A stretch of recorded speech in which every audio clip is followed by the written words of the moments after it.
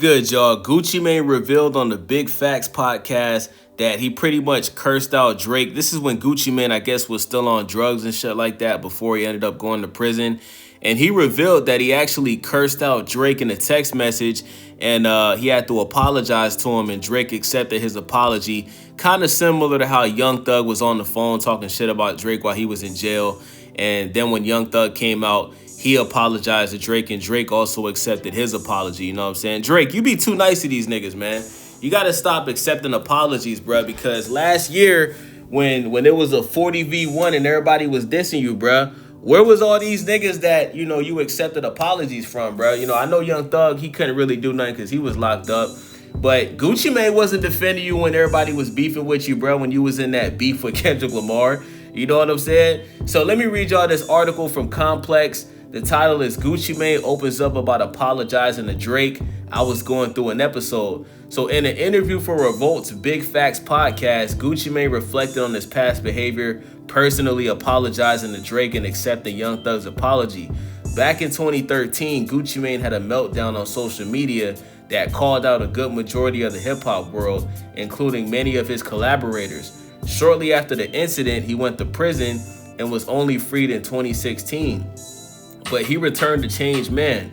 Around the 46th minute of the podcast, which can be seen in full in the video above, he said that he personally reached out to many people of the people he cursed out following his release. A lot of them I reached out to and said, hey, I'm sorry, I was going through something, he shared. Them folks was like, I forgive you, Gucci. Like, I said some bullshit about Drake, texting some crazy shit, but I was going through an episode, so I kind of had to hit him back and be like, I'm sorry about that. I was going through something. And he was like, man, you know we're going to get past that. Brothers go through stuff. He said it felt so good that people were understanding about his moment of crisis, which he still frequently, when he was still frequently using drugs and acting erratically. Some people didn't want to hear it. I said something that was so offensive, they just don't fuck with me no more, he continued. But a lot of people were like, man, we going to get past that. It ain't no big deal. I'm appreciative of that. They not trying to hold on to that.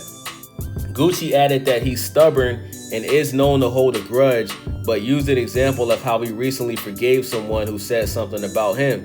Let's say, for instance, like Young Thug said some stuff about me, he said, referring to the alleged leaked jail phone calls in which Thug suggested that Gucci Mane had gone soft after turning his life around, which he later apologized for.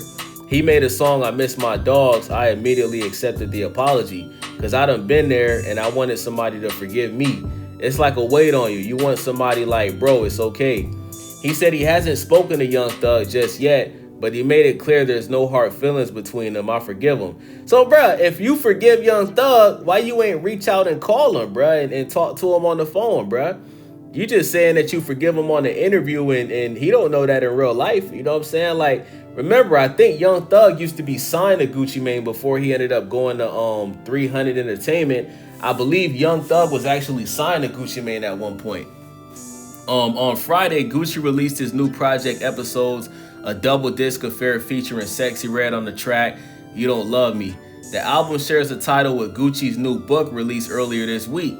Complex Con returns the law. I don't want to hear that. Fuck Complex. But yeah, man, shout out to Gucci Mane. I remember, man, that's when Gucci Mane was fat. That's when Gucci Mane was sipping lean. That's when Gucci Mane had got the ice cream cone tattoo on his face. And Gucci Mane was a crash out back then, man. I remember that, bro. I remember like Gucci crashed out on everybody on Twitter. I think he dissed Nicki Minaj. He went at Waka Flocka. He was pretty much going at the whole rap game, bro. Yo Gotti. He was dissing everybody, bro. Like Gucci Mane was just like straight crashing out.